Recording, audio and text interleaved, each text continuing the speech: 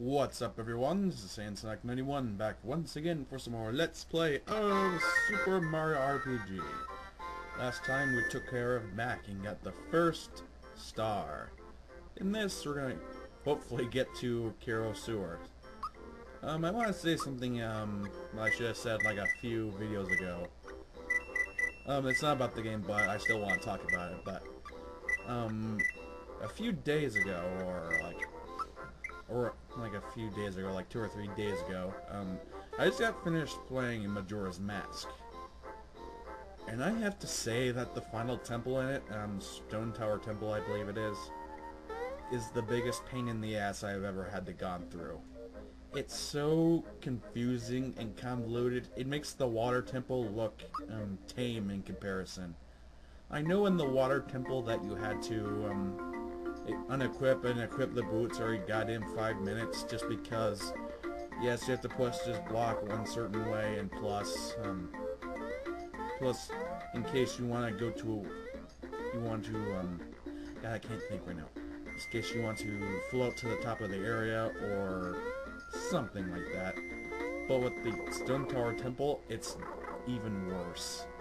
Just because you have to play this stupid ass song every time you want to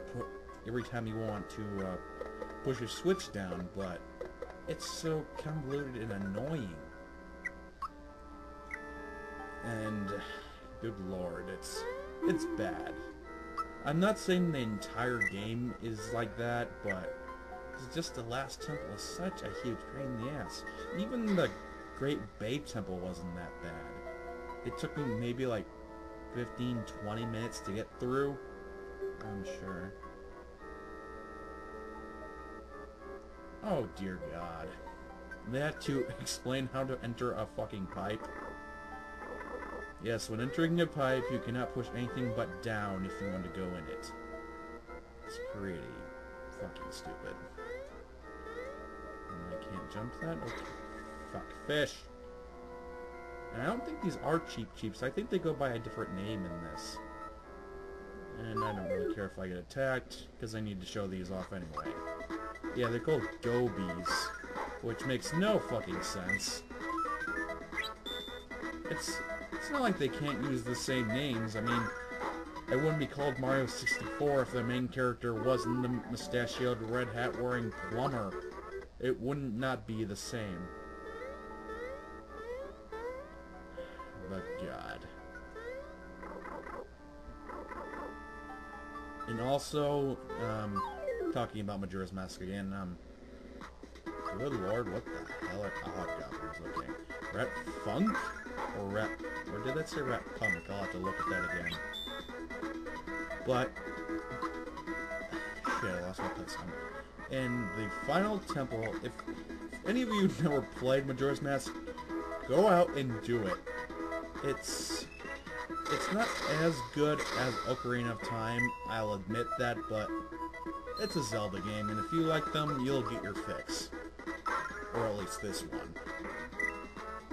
But whenever you start a temple, there's these things called stray fairies that, if you bring them to a certain fairy fountain in the area, they'll become another fairy again. Okay, I'll just fight this guy just to waste some more time, but if you combine the 15 stray fairies, there's 15 in each one. If you combine them all, the reformed Great Fairy will give you like a technique or something. Like in the first one, it gives you an enhanced spin attack for Link, and they're all for Link. It's always for there's not a different ability for all these different forms. It's just one that affects them all. Just not in the case of the first one.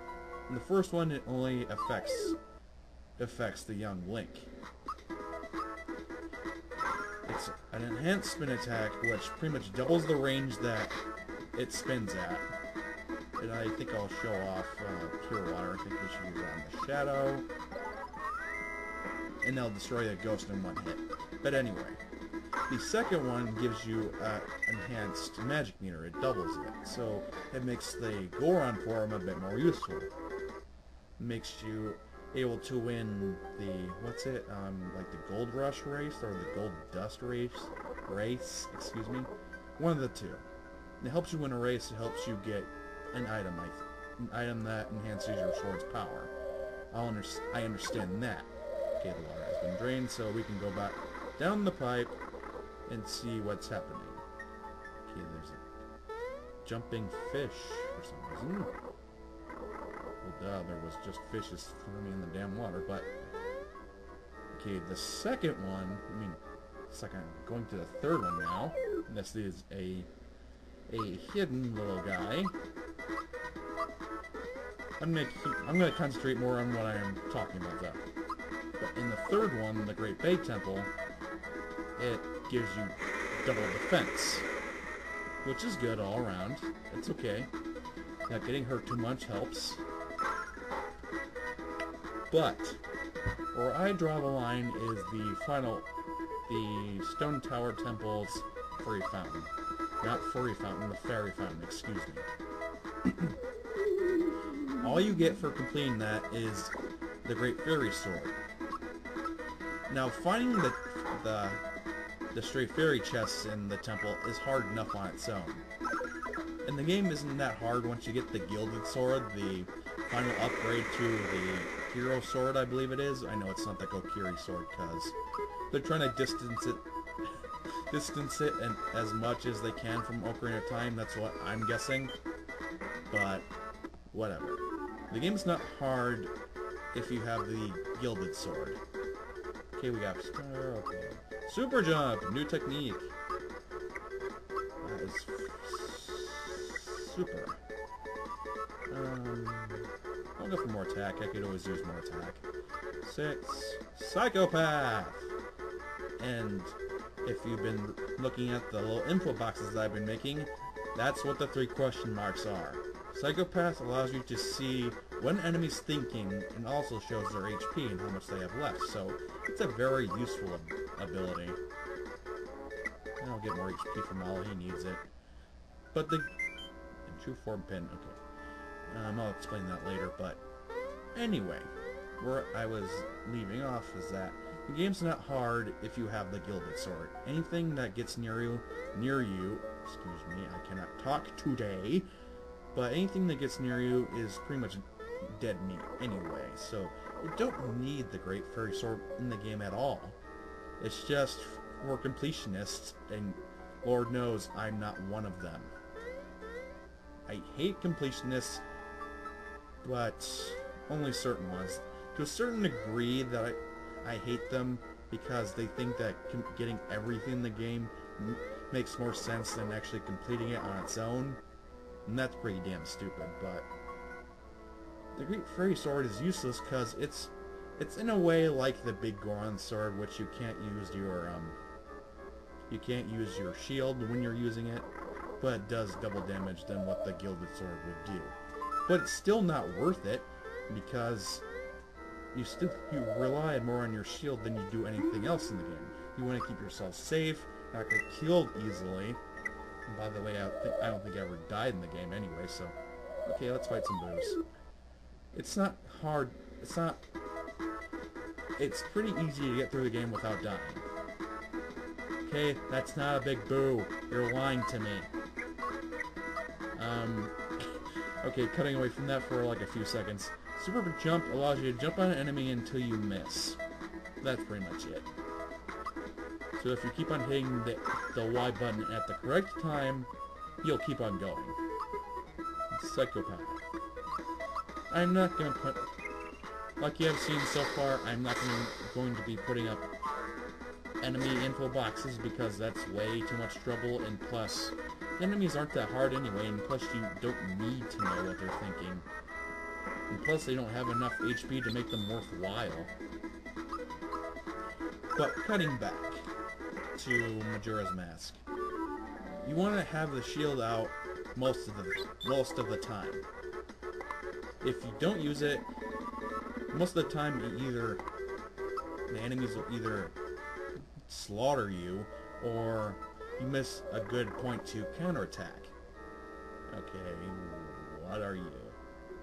I think my rant about Majora's Mask is over. So, I'm gonna get back focused into this game. Okay, so what do we got? Antidote Pin. I'll give that to Mal, because that's a bit more useful. Transform Pin is useful in only a few situations. There's some abilities that can turn your allies into mushrooms or into scarecrows. It's a lot better to get turned into a scarecrow, because at least you can still use your special attacks. But if you get turned into a mushroom, you can't do anything. And with that explanation out of the way, let's take out this dog-looking motherfucker. Fire hose or his tongue. I'm pretty sure it's a tongue. It's a snack attack, and you're it. Bellum right now, yes, I'm spoiling that you fight him later in the game, but Bellum right now is not hard at all. He's pretty much just setting the stage that he will be stronger later on. And Psychopath. Because I need to. Okay, that was freezing for like a few seconds. I just want to sleep. Ooh, room service has been kind to me. Where's my bed? Yeah, he basically just attacks with his tongue, but that's about it. It seems that doing physical attacks aren't doing very much, but I kind of want to conserve my flower points. At least for Mario's kind of attacks, because they pack more of a punch, and Mallow is more useful for getting rid of crowds of enemies. Can't stand it. The hunger! The hunger! Mallow! Yes, he'll eat your party members, but only for a short time. I don't believe they heal him. It's been a while since I played this game, if it has been... Give me a scarecrow. Rah, rah, rah. Oh, shit. And he has to pick the one I didn't put the true form pin on. Damn it. In that case, I'll just jump on you until you spit him out. That was quick. That was scary. I'm guessing it was. And if you saw in the opening, when I was shopping for items, see a thing called Able Juice. This, I believe, will return your allies to normal whenever they're transformed. Squirrelfunk. It won't work on him, but I wish Mario wasn't it. I'd rather have Mallow it, because I'll just defend with Mario, because I got no other choice. I can't use any attacks. This is going to go on for a while, I'm guessing. Oh, maybe not. As soon as I say something, something contradicts what I'm saying. It always seems to do that. I believe if you're at this point, if Mario gets taken out, or if Mallow gets taken out with either or of them inside of him, you'll still lose. If you defeat me, you still won't beat me. Beware the flood. We're done. Thank you! That was annoying. Good thing I didn't use any items. But I should have used the flower shit that I have. Okay. Well, it must have been language that Waro can gushing over. Did you hear something, or is it just me? Waro! Here it comes! Hit the button before it washed away! Why did Mallow step off the button? That's what I want to know. Alright, I hope the segment won't go on for too long. This is kind of like a mini game. You have to find, well, excuse me while I look at these, but you can collect items and coins along the way. Well, just coins, excuse me for lying there. The most valuable ones are frog coins, because you don't get frog coins that much in the game. When you do, frog coins are used to buy special items. Very special things. I'm seeing this. Everyone's trying to get the fire flower, I guess. But if you're lucky, the fire flower will land on you. So that means that Mario gets it, and the enemies will get pissed. It's pretty funny when it happens. Come on, is it gonna happen in this one? Please tell me it does. And yes, it does happen. I think that's the only one. I'm not too sure. Boing. I don't like those springs having smiley faces. It kind of reminds me of Bowser's little clown thing. I'm not calling it a car because it's not a car. It's a little helicopter thingy. Yes, it's a thingy. Thingy-dingy. But this one's a bit more glitchy, I see. The barrel jumping event. Basically, you try to get as much coins as possible. If you don't want to go down a certain one, and I missed all those coins. If you don't want to go down a certain path, then don't push anything. The barrel will hit the other one, and I just missed out a bunch of coins. The barrel will hit the other one and knock you into the other path. If you want to keep on the same course, just keep jumping. And apparently I suck at directions too, because I keep on missing the freaking coins. It's not too long, it's just, as I said, it's kind of like a mini game, sort of like it. It's just a way to kind of, and avoid the fish, because I believe they knock out coins from you. It's kind of hard to avoid the fish, because you're jumping for coins, but you want to dodge them. Shit. Is there anything else to talk about? Nope! It takes me 16 minutes to get through this part. You got 46 coins! Trade them for 4 coins. I'll give you 1 4 coin for 6 of your coins. Yes. Okay. Something picked up a knock-knock shell. We'll have to explain that next time, because I'm kind of running on 17 minutes here. So next time in Let's Play Super Mario RPG, we'll go to Tadpole Pond to see Mallow's grandfather. See you guys then! Peace!